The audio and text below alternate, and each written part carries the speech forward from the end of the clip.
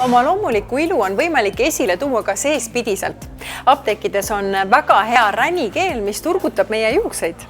See on täiesti õige, aga mitte ainult ka juukseid, vaid ka küüsi ja nahka.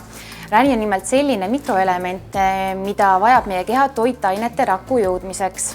Ja paraku on niimoodi, et räni sisaldus meie kehas ajas väheneb. Miks räni veel oluline on see, et ta tagab meie sidekudede elastsuse ja vastupidavuse. Kui nüüd sidekoed ei ole nii tugevad, nagu nad peaksid, siis see tipneb sellega, et meie nahk muutub nõrgaks, kuivaks, ta lõtvub, juuksed ja küüned muutuvad hapraks. Ja ühtlasi vajame me sidekudet selleks, et ta hoiaks kõiki meie organeid koos, kõike, kus ta peab olema ja ka vett enda sees. Ja lisaks ta soodustab kollageeni ja elastiini moodustamist. Kõige paremini me saame räni niimoodi, kui ta on lahustunud vormis, näiteks keeli kujul. Ja siin tulebki siliitsia ränikeel appi.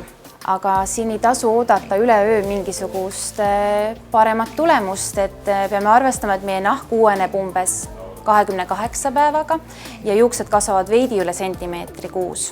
Sestap soovitamegi kasutada siliitsia ränikeeli 3–6 kuu jooksul, et näha meie loomuliku sära tagasi tulemist.